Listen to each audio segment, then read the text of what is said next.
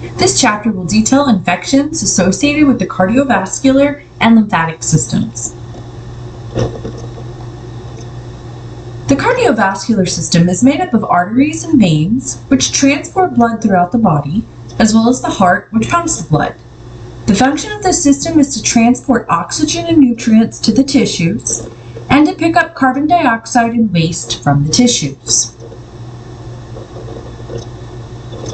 The lymphatic system consists of vessels, lymph nodes, as well as the spleen.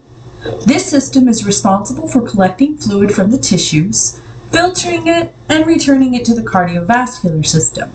It also provides immune system surveillance. Here we can see both the lymphatic and circulatory system along with the routes the vessels take.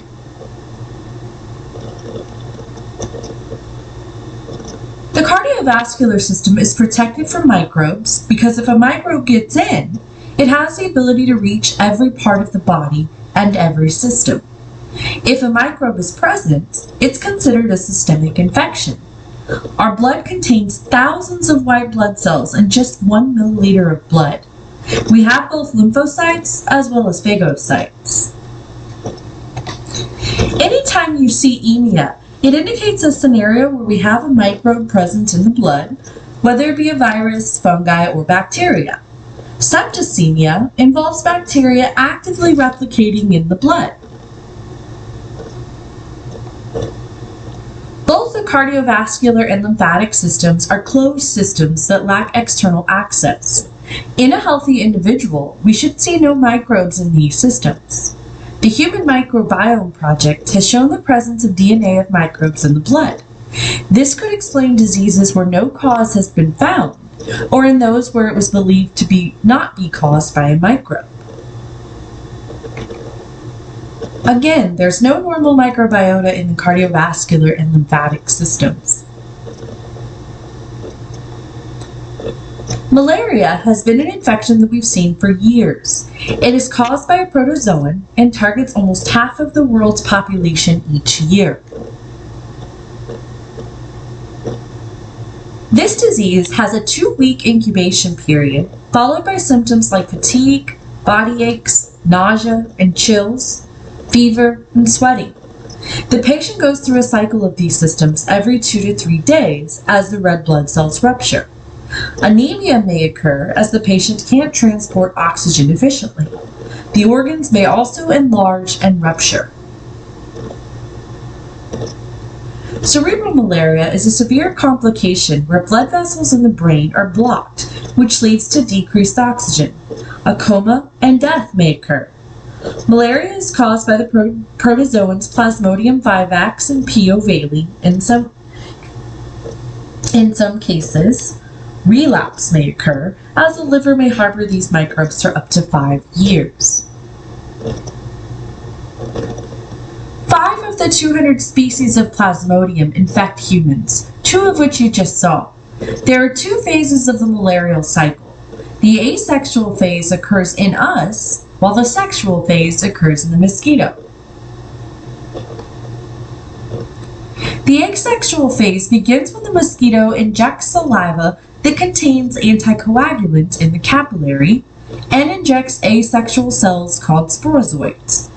They then migrate to the liver and undergo asexual division, which produces merozoites. This lasts up to 16 days. Then the merozoites attach to red blood cells, transform to trophozoites, and feed on hemoglobin, which ruptures red blood cells, releasing more merozoites. This is where the symptoms are seen. Gametocytes are then released and the cycle stops in humans.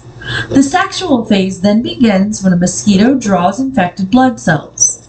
The gametes are released in the stomach, which then undergo divisions to release sporozoites, which travel to the salivary glands. When the mosquito bites another human, the cycle begins. The rupturing of red blood cells leads to symptoms, specifically the cyclic pattern. Hypoglycemia as well as anemia may occur. The mode of transmission is through the bite of a mosquito. 90% of cases are seen in Africa, while the US sees up to 2,000 a year, mainly from immigrants or through travel. Malaria can be diagnosed by a stained blood smear along with serological test. Travel and cyclic symptoms may also be used. Malaria can be prevented by reducing mosquito populations, using nets, repellents, and screens. Individuals in the malarial belt may also take anti-malarial drugs. There has been work on a vaccine specifically against P. falciparum, which is the most deadly and common strain found in Africa. Quinine had been the treatment of choice for years, and a less toxic drug called chloroquine has recently been used against non-resistant strains. Artemisinin has proven to be the most effective treatment in combination with other drugs. HIV presents with fatigue, weight loss, as well as neurological changes. Opportunistic infections are also seen. Lesions may be seen in the nervous system, which may lead to memory and sensory loss. HIV is a retrovirus, which can cause cancer and can drastically alter the host's DNA. It possesses reverse transcriptase, which enables the virus to produce DNA from RNA. This virus can also insert itself into the host genome. It's an enveloped RNA virus with glycoprotein spikes that are specific for leukocytes and certain tissue cells.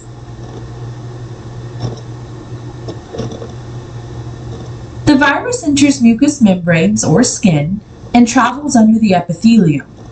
It grows in the dendritic cell. Our other immune system cells come in, which actually helps the virus. It infects our T cells, B cells, monocytes, and macrophages. The virus attaches to the host and is endocytosed. It then uncoats and uses reverse transcriptase to make DNA. A latent period frequently occurs where the viral genome inserts into the host's DNA. The virus is then reactivated and new viruses are assembled and released. The mode of transmission is through direct contact, parenteral, as well as vertical. HIV does not survive long outside the host and is not transmitted through saliva. It can be transmitted through amniotic fluid, synovial fluid, and spinal fluid. Treating HIV-infected moms has decreased the rate of vertical transmission. In Cuba, they eliminated mother-to-child transmission by utilizing testing and treatment. To be positive, an individual must test positive for HIV. It's not the same as AIDS. Patients are tested for antibodies as well as antigens. Some people can test false negative if they're tested before antibodies have been produced. It's recommended to be tested 3 to 6 months later. Positive tests require extra confirmatory tests. In the US, to be positive for AIDS, an individual must test positive for the virus and meet one of the following: CD4 levels below 200 cells per milliliter of blood, CD4 cells fewer than 14% of all lymphocytes, and have experienced one or more AIDS-defining illness. Unfortunately, there's no cure for HIV. However, drugs have dramatically improved the quality of life. The challenges are to make the drugs available, highly accessible, and affordable. A combination of drugs is often used. The drugs can target HIV replication, blocking protease, which assists in assembly, and prevent viral multiplication by preventing integration into the host genome.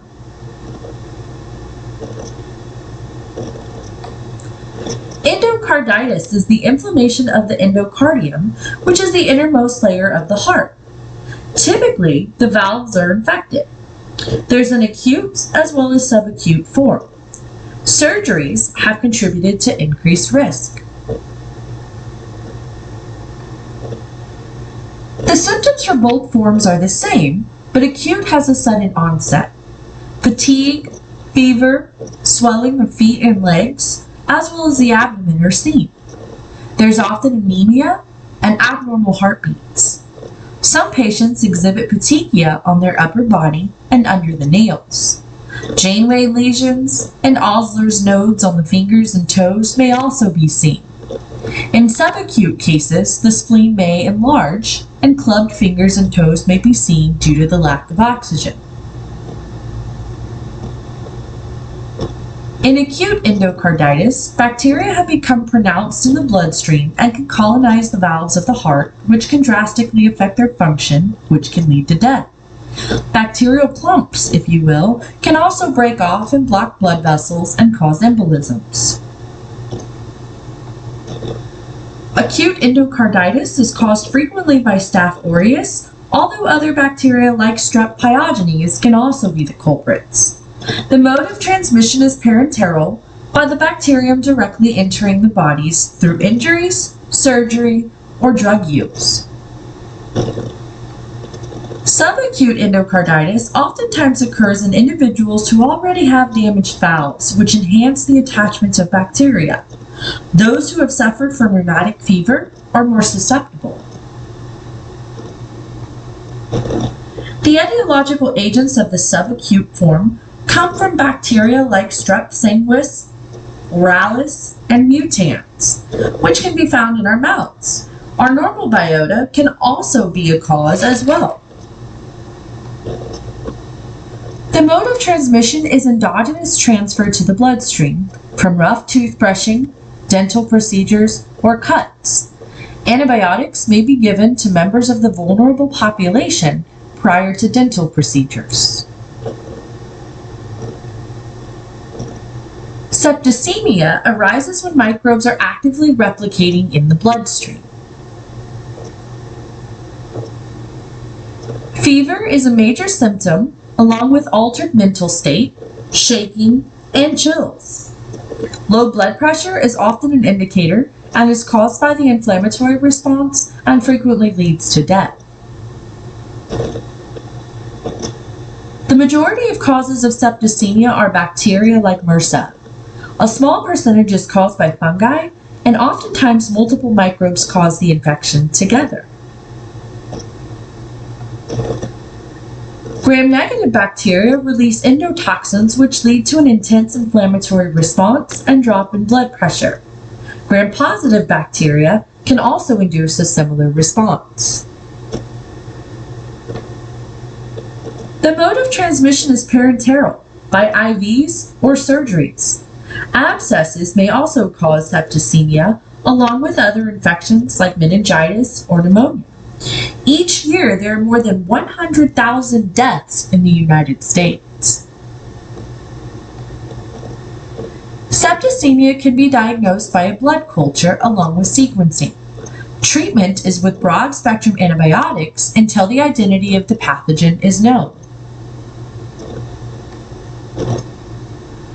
The plague has been around as early as in the 6th century AD. We will focus on the pneumonic form next chapter. The bubonic plague is caused by the bite of a flea. The bite introduces the bacterium to the lymph, which then transports it to the lymph node. Inflammation, along with death of the node, occurs. A bubo or swollen node can be seen in the groin or axillary region. Following incubation, fever, chills, headache, nausea, and buboes are seen. Even with treatment, there is a 15% mortality rate. Both the pneumonic and bubonic form could lead to the septicemic plague with bacteria in the bloodstream. It can lead to a subcutaneous hemorrhage and purpura. Once septicemia occurs, there is a 30 to 50% mortality rate with treatment and 100% mortality without. It's known as the Black Death because of the darkening of the skin that is seen. The causative agent is the bacterium Yersinia pestis. Only a small number of cells are required to cause an infection. The mode of transmission is the bite of a flea. The plague is not just found in one geographical location. It's even endemic here in the United States. Tularemia can have a long incubation period of up to 3 weeks. Various symptoms may be seen, such as a headache, backache, chills, fevers, skin lesions, swollen nose, and sore throat. Depending on the form, mortality may be seen in 30% of cases. Gentamicin or streptomycin may be used in treatment. Tularemia is caused by Francisella tularensis, which is a bacterium. It's also known as rabbit fever, as outbreaks have been associated with rabbits. It's considered a Category A bioterrorism agent. Animals are the reservoirs of tularemia. There are a few modes of transmission: direct contact via skinning, along with transmission via the bite of a tick or other arthropods. Only a small amount of cells are necessary to cause an infection, and it's considered one of the most infectious bacteria. Some cases have been seen where an individual ran over a rabbit while mowing and inhaled the bacteria. Should the organism persist, relapses may occur. Those that are most susceptible may take doxycycline or ciprofloxacin to prevent exposure, and proper PPE must be worn. Lyme disease mimics rheumatoid arthritis, and the characteristic symptom in 10% of cases is the bullseye rash, also known as erythema migrans. Here we can see the characteristic rash, which almost resembles ringworm. Patients may also exhibit other symptoms like fever, headache, and a stiff neck. If left untreated or not caught early, cardiac and neurological symptoms may be seen, along with crippling arthritis. The causative agent of Lyme disease is the bacterium Borrelia burgdorferi.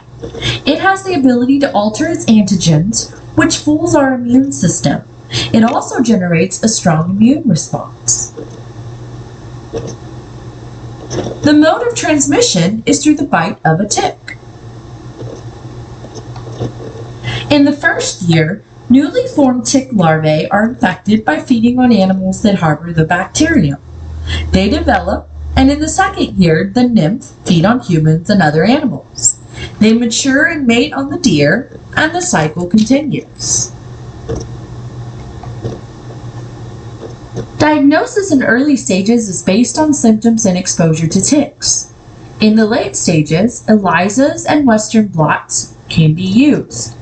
In some cases, there may be co-infection with other microbes which are transmitted by the same species of tick. Preventative measures include proper clothing and insect repellent, along with checking for ticks after outdoor activities.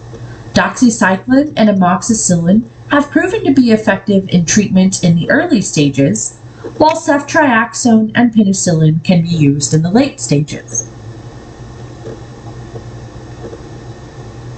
Mononucleosis, also known as mono or the kissing disease, is caused by bacteria and viruses, with the majority of cases caused by the Epstein-Barr virus.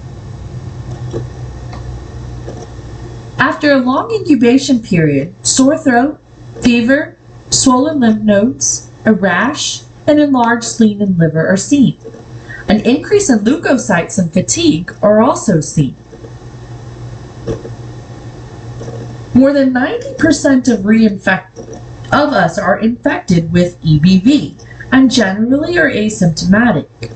Generally, if infected in the teenage years, disease is seen 25% of the time, while before or after tends to result in asymptomatic cases. The mode of transmission is direct oral contact as well as contamination with saliva. Treatment is symptomatic relief or supportive therapy. In some cases, surgery may be required to remove the spleen. Hemorrhagic fevers present with internal hemorrhaging caused by several different microbes. A variety of scenarios are seen, including death. All viruses that cause these fevers are RNA-based. In 2014, an Ebola epidemic was seen in Africa. Yellow fever, chikungunya, and dengue fever are all caused by the bite of the Aedes mosquito. Yellow fever is found in Africa and South America, while chikungunya is endemic to Africa. Recently, it's been found in Central America, the US, and Europe. Dengue fever is endemic to Southeast Asia and Africa. Ebola and Marburg are commonly found in Africa and are characterized by the bleeding from orifices or openings and mucous membranes. Lassa fever is endemic to Africa, and roughly 80% of infected individuals are asymptomatic. Non-hemorrhagic fevers cause a high fever, but not the severe capillary fragility seen in diseases like Ebola. They're caused by both bacteria and protozoans. Q fever patients exhibit a sudden fever, chills, headache, muscle ache, and occasionally a rash.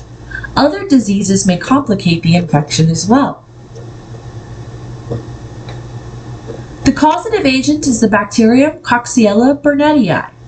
The bacterium is harbored by both vertebrates and arthropods. The most common mode of transmission is airborne, direct contact, as well as foodborne. Cat scratch disease is caused by the bacterium Bartonella henselae. Its mode of transmission is through a cat scratch or bite. Initially, papules appear 1 to 2 weeks after the bite or scratch. Most cases resolve or clear up in a few weeks.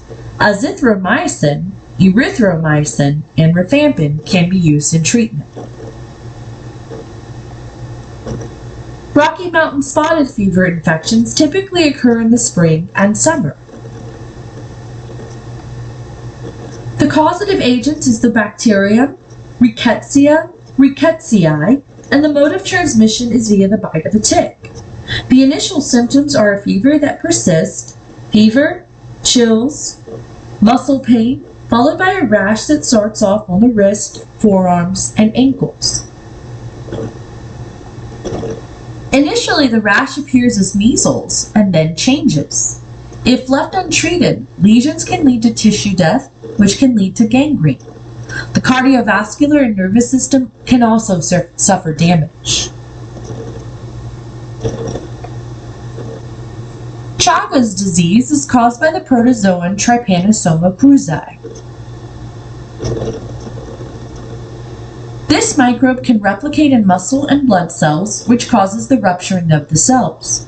In the acute phase, mild symptoms are typically seen, along with a swelling called a chagoma at the bite. Swelling of the eyelids may occur if the bite is near the eye. In the chronic phase, it's initially asymptomatic, but eventually the brain, heart, and intestinal tract are targeted. The mode of transmission for Chagas disease is the bite of a triatomine or vertically. There is no vaccine, but pesticides can be used in prevention. Drugs can be obtained from the CDC. Anthrax can cause infections on the skin and lungs. Septicemia arises from those two forms. This disease was important in Koch's postulates and in Louis Pasteur's development of a vaccine. Depending on the entry of the pathogen, different symptoms will be seen. Cutaneous and pulmonary anthrax are the most common. In all cases, the bacterium finds its way to the bloodstream and septicemia is seen. Pulmonary anthrax and swelling is sometimes the cause of death. Septicemic anthrax causes headache, fever, and fatigue. Bleeding internally can also be exhibited. The causative agent is the bacterium Bacillus anthracis, which is an endospore former. The microbe has a polypeptide capsule as well as produces a protein that's made of 3 exotoxins that leads to massive inflammation and shock. Some individuals have a gene that leads to the production of a protein that makes it difficult for the toxins to enter. The mode of transmission is a vehicle, air, or soil, or indirect contact. In 2001, there were attacks on senators and media outlets which led to 5 deaths. It's a rare disease but resembles others, so it has to be on the mind of a clinician to be diagnosed. Growth on blood agar and gram stains can be used in presumptive ID, but the CDC will perform confirmatory tests. A toxoid can be administered in the vulnerable population. Vaccination requires 5 inoculates in a year, along with yearly boosters. Prophylactic antibiotics can be administered if exposure was suspected. Doxycycline and ciprofloxacin may be used in treatment. In some cases, symptoms may be worsened.